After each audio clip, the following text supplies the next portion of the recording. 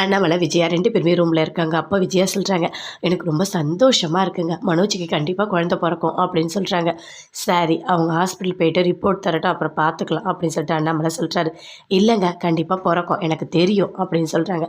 சரி, உன் நம்பிக்கையை நான் கெடுக்க விரும்பலை அப்படின்னு சொல்லிட்டு அண்ணாமலை தூங்கிட்டார். போகிறாங்க, போயிட்டு நல்லா மாங்காய் விற்கிறாங்க. பை ஃபுல்லாக மாங்காய் வாங்கிட்டு வராங்க. வாங்கிட்டு வந்து, ஆமாம் இவ்வளோ மாங்காய் எதுக்கு அப்படின்னு அண்ணாமலை கேட்குறாரு. இல்லை கண்டிப்பாக ரோகிணி மாசமாக இருக்கான்னு நான் நினைக்கிறேன், அதனால தான் இவ்வளோ மாங்காய் வாங்கிட்டு வந்திருக்கேன் அப்படின்னு சொல்கிறாங்க விஜயா. அதை கேட்டோடனே அண்ணாமலை சொல்கிறார், இரு செக் பண்ணிவிட்டு வரட்டும், ரிப்போர்ட்டை பார்த்துட்டு முடிவு பண்ணலான்னு சொன்னால் ஏன் கேட்க மாட்டியா நீ அப்படின்னு அண்ணாமலை சொல்கிறாரு. எனக்கு எல்லாம் கரெக்டாக தான் இருக்கும், சரி ஏதோ ஒன்று பண்ணிட்டு போ அப்படின்னு சொல்லிட்டு அங்கேருந்து அண்ணாமலை போகிறாரு. பை ஃபுல்லாக மாங்காய் வச்சிட்ருக்காங்க. மீனா இங்கே வா, அந்த மாங்காவை எடுத்து வை அப்படின்னு சொல்லிட்டு விஜயா சொல்கிறாங்க. மீனாவும் சரி அத்தை கூப்பிடுறாங்கன்னு சொல்லிட்டு அப்படியே சமையல் ரூம்லேருந்து வராங்க. வரத்துக்குள்ளேயே அந்த மாங்காய் பை அப்படியே கொட்டிடுச்சு. மாங்காய் வீடு ஃபுல்லாக கொட்டிடுச்சு. மீனா வரும்போது அப்படியே மாங்காய் தடிக்கு பயங்கரமாக அப்படியே விழறா மாதிரி போகிறாங்க. முத்து வாசலில் வராரு, அப்படியே கத்திகிட்டே போகிறாங்க மீனா. அதை பார்த்தோன்னே அண்ணாமலை, விஜயா எல்லாருமே ஷாக் ஆகுறாங்க. மீனா கரெக்டாக அப்படியே வாசலாண்ட வரும்போது முத்து பிடிச்சிட்டாரு. அப்படியே விஜயா பார்க்குறாங்க. என்ன மீனா, நீ இந்நேரம் எங்கே போய் விழுந்திருப்ப, என்ன ஆச்சு அப்படின்னு சொல்லிட்டு முத்து கேட்குறாரு.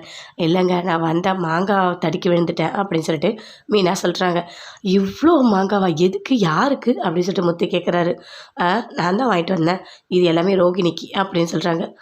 அப்படியா, சரி நீ வா மீனா அப்படின்னு சொல்லிட்டு கூட்டிகிட்டு போகிறாரு. கால் பரவாயில்லையா? இல்லைங்க, கால் பயங்கரமாக வலிக்குது அப்படின்னு சொல்லிட்டு மீனா சொல்லிகிட்டு இருக்காங்க. அங்கேருந்து ரோகிணி வராங்க.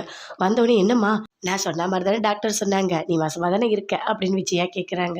அப்படியே அமைதியாக பார்க்குறாங்க ரோகிணி. சொல்லுமா, என்ன நடந்தது, மனோஜ் நீயாவது சொல்லு அப்படின்னு சொல்லிட்டு விஜயா கேட்குறாங்க. இல்லைம்மா, அதெல்லாம் ஒன்றும் இல்லை, ஏதோ பித்த வாந்தி அப்படின்னு சொல்லிட்டு சொல்கிறாரு. அதை கேட்டோன்னே விஜயாவுக்கு பயங்கரமாக கோவம் வருது. எனது பித்த வாந்தியா? ஆமாம், ஏன் யாருக்குமே குழந்தை பிறக்க மாட்டேது, எல்லாருக்குமே கல்யாணம் ஆகிடுச்சில்ல, நாங்களும் பேரன் பேத்தி எல்லாரையும் பார்க்க வேண்டாமா அப்படின்னு சொல்லிட்டு விஜயா சொல்கிறாங்க. ரோகிணி அப்படியே அமைதியாக இருக்காங்க.